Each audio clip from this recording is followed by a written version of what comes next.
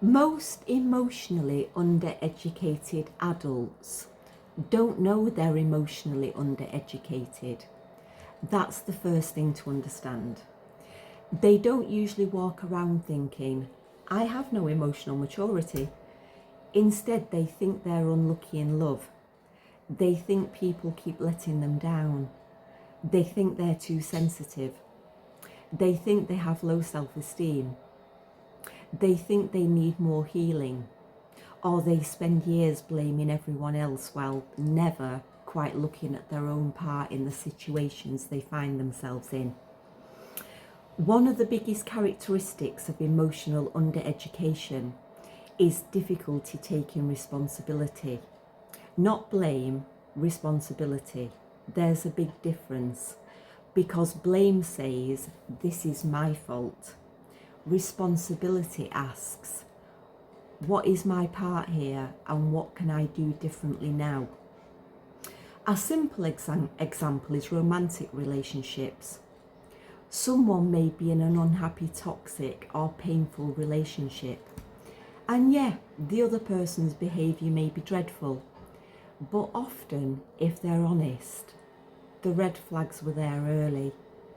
Sometimes on the first date. The tone, the selfishness, the lack of curiosity, the way they spoke about their exes, the little warning in the stomach that said something isn't right here, but they ignored it. Not because they were stupid, because they wanted something. Love, approval, excitement, security, hope, the feeling of being chosen. And when we don't understand our emotions, we often obey the feeling we want most, even when the truth is waving a red flag in our face. Another characteristic is victimhood. Emotionally undereducated adults often feel like life is happening to them.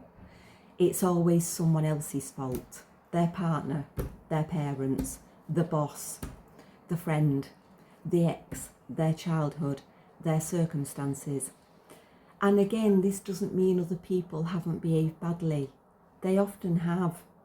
But when someone can't take responsibility for their own choices, reactions, avoidance, dishonesty, cruelty, or the part they played, they stay emotionally stuck.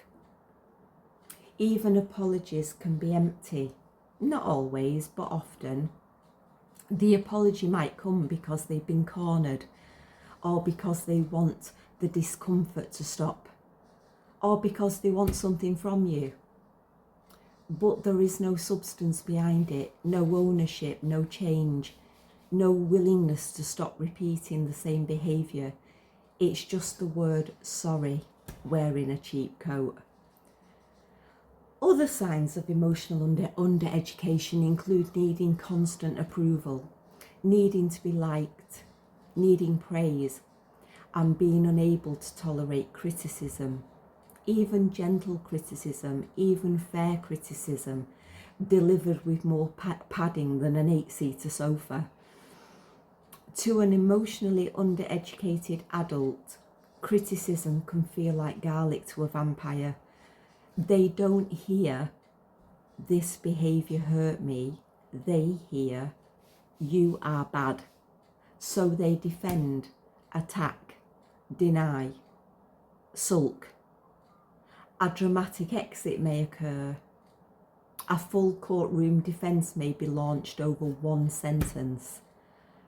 There may also be self-absorption, manipulation, dishonesty, attention-seeking, emotional outbursts, blame, avoidance, or making everything about them. And I want to be clear, this does not mean that emotionally undereducated adults are evil. It does not mean they are fundamentally bad people. It means they were never taught how to understand themselves emotionally. They learned, often very young, how to get their needs met without being honest, how to avoid responsibility, how to protect themselves from shame, how to make discomfort somebody else's problem, how to be liked without being real, how to get attention instead of connection, how to survive emotionally without growing up emotionally. And this is what emotional education matters, because when nobody teaches you what emotions are, what they are for, how to feel them, how to listen to them, and how to take responsibility for what they're showing you. You don't magically become emotionally adult just because you get older. You become an adult with you can't become an adult with childhood tools. And childhood tools do not build healthy relationships, confidence, boundaries, self-respect, financial success, or peace. In the next video, we'll look at where emotional undereducation comes from, why it's so normal, and how most of us were raised inside it, even without realising.